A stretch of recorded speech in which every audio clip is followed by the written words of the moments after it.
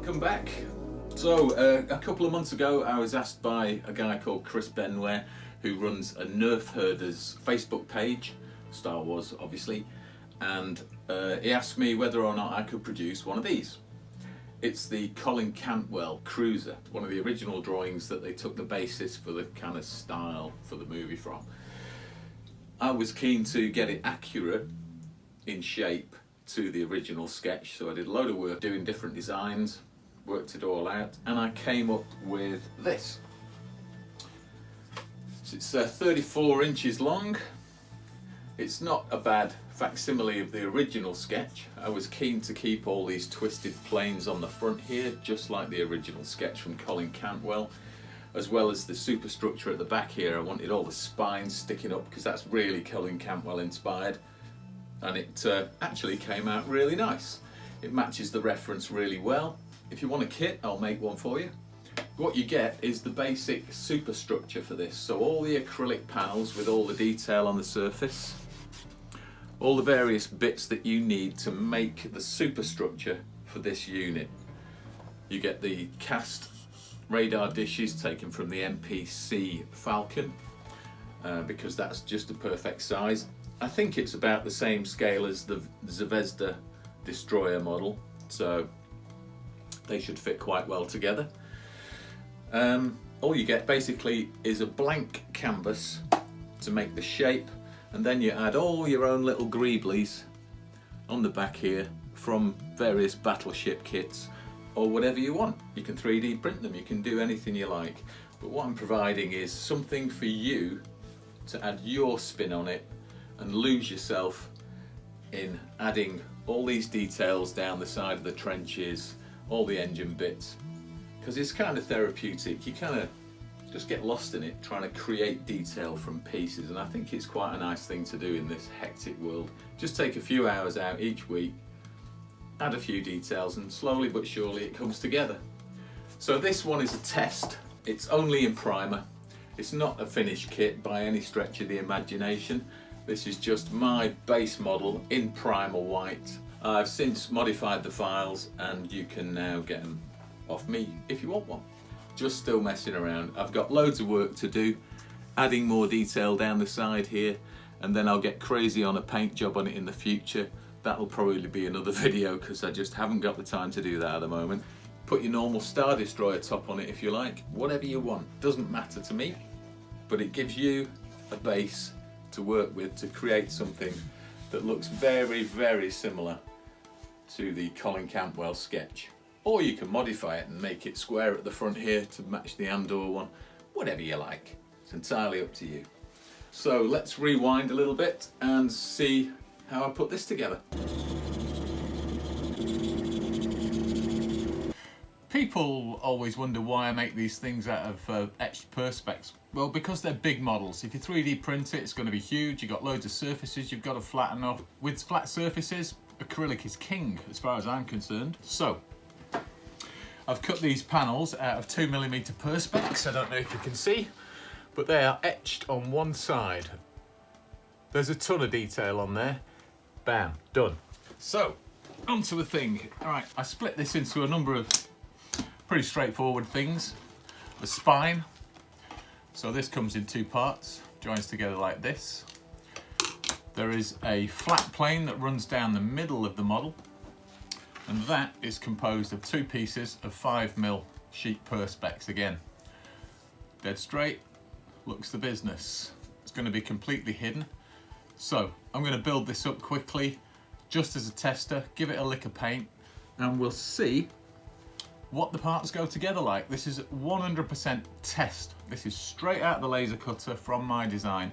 If I've got it wrong, you'll find out with me. All right, so here we go. What should we do first, the flat plane or the vertical spine? Let's do the spine, see how that goes. Right, these two should be an interference fit in here, and hopefully they're not going to split when I push them together.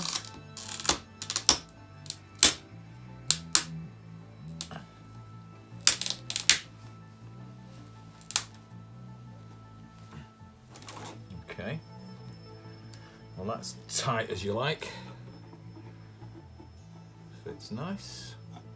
Make sure everything's completely flush. That looks good. Now the horizontal surface. So this should be, again, an interference fit.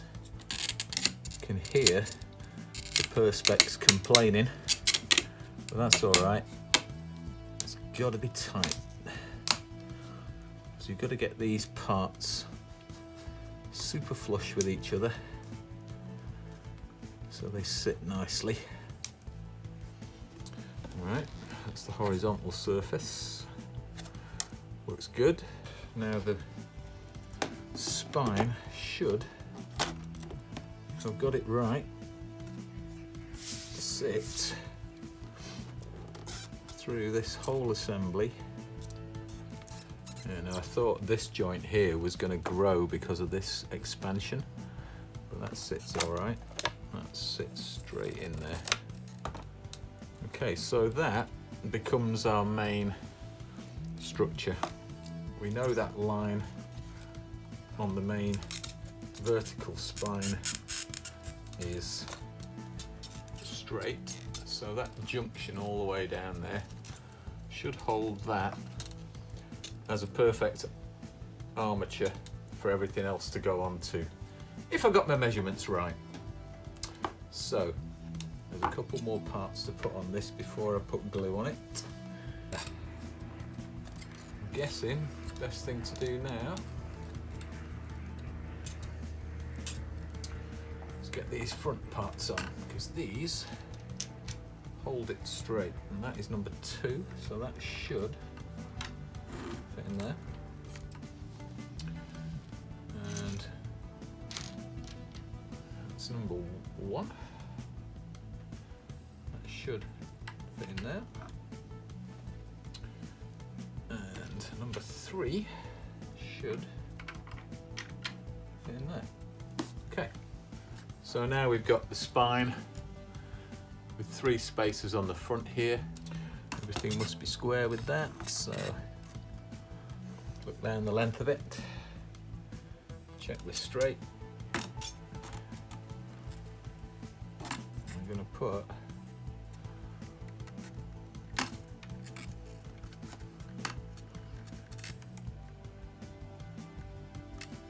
little bit of thin on there, hold them in position. They should square the front of the model up, hold everything in place. Just putting a touch of thin on, just enough to lock it.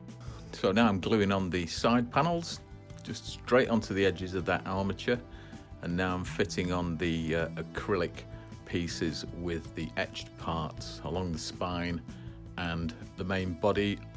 These bits fit together nicely.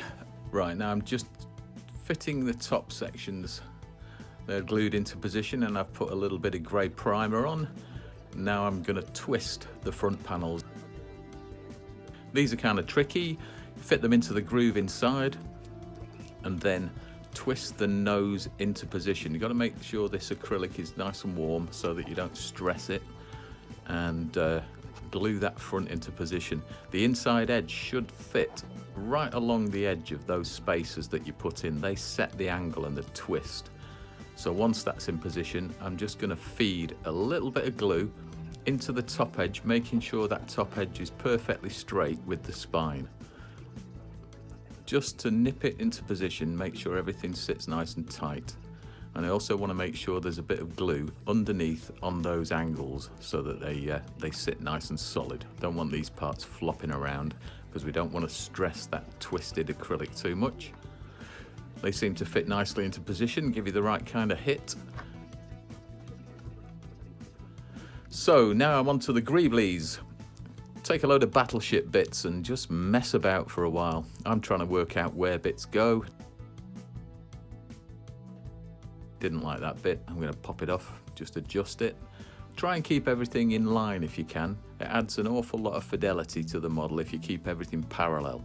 So work on keeping straight edges parallel and you won't go too far wrong, to be honest with you. Just build it up. Larger pieces on the bottom to create the shape of the structure, and then add loads of little bits on top of that to give yourself like a layered detailing effect with pipes and all the rest of it. So that's pretty much it. Once you start getting going with this, it's great fun. Just do what you like. And I'm going to finish off with a few pictures of mine in primer and a few pictures of other modelers' versions of this kit that they've done themselves. So there you go. Hope you like it. Colin Cantwell Cruiser. Here's some beauty shots of mine and other people's work.